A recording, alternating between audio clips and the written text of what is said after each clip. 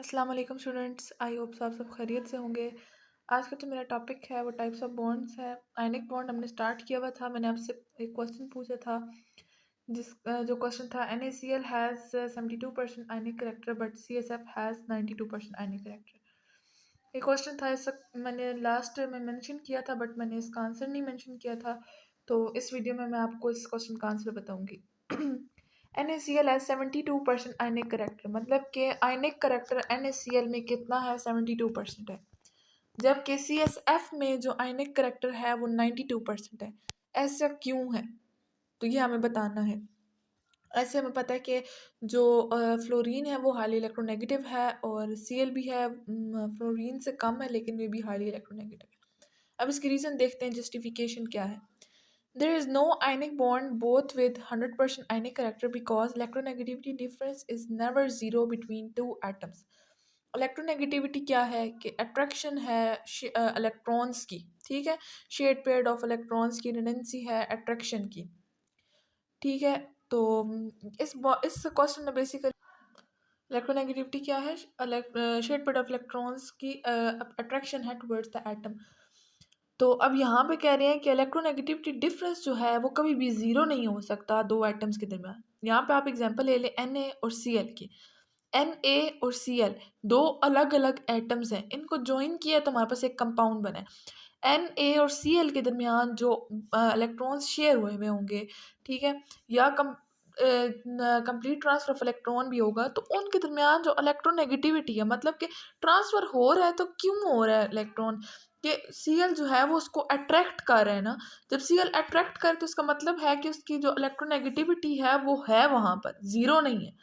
अगर किसी भी एटम के दरमियान, हमारे पास कंपाउंड के दरमियान, दो एटम्स के दरमियान इलेक्ट्रोनेगेटिविटी डिफरेंस ज़ीरो हो जाए तो आयनिक करेक्टर उसका ज़ीरो हो जाता है, जो कि हमारे पास पॉसिबल नहीं है। अब वो कह रहे हैं कि NaCl has 72% ionic character and CSF has maximum 92% ionic character. Maximum ionic character कितना है, 92%। लेकिन ये भी उन्होंने बता दिया है कि कोई भी आयनिक बॉन्ड ऐसा नहीं है जिसमें 100% आयनिक करेक्टर, 92 तक हो सकता है लेकिन इस 100 नहीं हो सकता, because electronegativity of CS is minimum of all.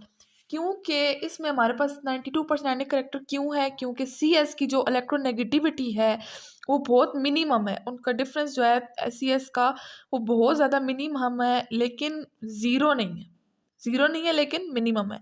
Electronegativity difference कितना है, 0.7 है, कम है लेकिन बिल्कुल ज़ीरो नहीं है।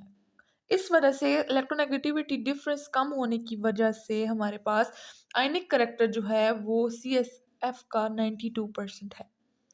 ये सवाल क्लियर हो गया आपको? ये इसकी जस्टिफिकेशन है, इस तरह से आ सकता है, पेपर पॉइंट ऑफ व्यू के हिसाब से काफ़ी ज़्यादा इंपॉर्टेंट है। अगला जो हमने बॉन्ड शुरू करना है वो है कोवेलेंट बॉन्ड। कोवेलेंट बॉन्ड क्या है? It is defined as the bond which shows mutual sharing of electrons. मतलब ये आपस में शेयर करते हैं इलेक्ट्रॉन्स। ऐसा नहीं होता कि कोई एटम जो है वो अपना कंप्लीट डोनेट कर दे इलेक्ट्रॉन। ये अपने दोनों जो है ना कि बॉन्ड बनाते हैं दो एटम्स, तो जैसे H2 हो गया, H और H, इन्होंने बॉन्ड बनाया हुआ है तो वो म्यूचुअल शेयरिंग होगी, आपस में वो इलेक्ट्रॉन्स को शेयर करके एक बॉन्ड बना रहे हैं। और ये जो बॉन्ड बनता है ये सिग्मा बॉन्ड होता है, यानी कि बहुत ज़्यादा स्ट्रॉन्ग बॉन्ड होता है। और एक इम्पॉर्टेंट चीज़ इसमें यह है कि ये जो एटम्स कोवेलेंट बॉन्ड फॉर्म करते हैं वो इस बॉन्ड के ज़रिए, म्यूचुअल शेयरिंग ऑफ इलेक्ट्रॉन्स के ज़रिए, अपनी जो आउटर मोस्ट शेल है या वैलेंस शेल है उसकी कॉन्फ़िगरेशन को स्टेबल करते हैं, सेटिस्फाई करते हैं। क्यों? ताकि वो इनर्ट गैस की कॉन्फ़िगरेशन तक पहुंच सके। इनर्ट गैस हमारे पास कौन सी है? नोबल गैसेस, मतलब कि वो नोबल गैस की इलेक्ट्रॉनिक कॉन्फ़िगरेशन को अटेन करना चाहते होते हैं, उससे करीब करीब रहना चाहते होते हैं, तो ये अपने आप को स्टेबल करते हैं।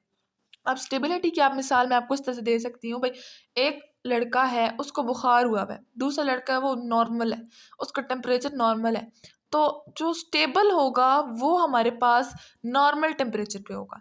लेकिन जो अनस्टेबल है या तो वो बहुत ज़्यादा हाई एनर्जी पे चला जाएगा या बहुत ज़्यादा लो एनर्जी पे चला जाएगा।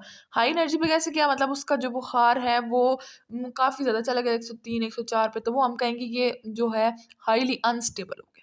तो स्टेबल कौन सा? जिसका टेम्परेचर नॉर्मल है। तो नोबल गैसेस जो हैं वो हमारे पास इनर्ट गैसेस हैं और वो किसी चीज़ से रिएक्ट नहीं करती। क्यों नहीं करती रिएक्ट? क्योंकि उनका जो आउटर मोस्ट जो है, आप कह लें कि वैलेंस शेल है, उसके अंदर जो इलेक्ट्रॉन्स हैं वो पूरे होते हैं और उनके पास इतनी टेंडेंसी नहीं होती कि वो किसी और के साथ रिएक्ट कर सकें। दूसरी बात ये कि मैं आपको उसमें बताना चाहूँगी कि मैंने पिछली वीडियो में कॉलेज केमिस्ट्री की जो बुक है वो रेकमेंड की थी, पर वो सिर्फ इस हद तक रेकमेंड की थी कि आप एमसीक्यूज तक हेल्प ले सकते हैं। अदरवाइज आप लोग अपनी टेक्स्ट बुक को फॉलो करें। टेक्स्ट बुक में से आप जितने हैं कोशिश कर सकते हैं कि जितने एमसीक्यूज बनते हैं वहाँ से बनाएं।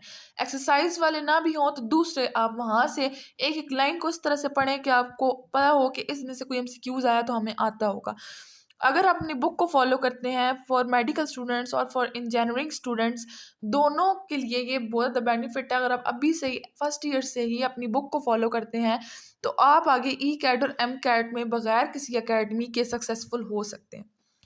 और उसके अलावा एक और बात मैं बताना चाहूँगी कि पेपर अटेम्प्ट जो करना है उसमें बहुत से स्टूडेंट्स जो हैं वो काफ़ी ज़्यादा गलतियाँ करते हैं और इन गलतियों से उनके नंबर बहुत ज़्यादा कम आते हैं।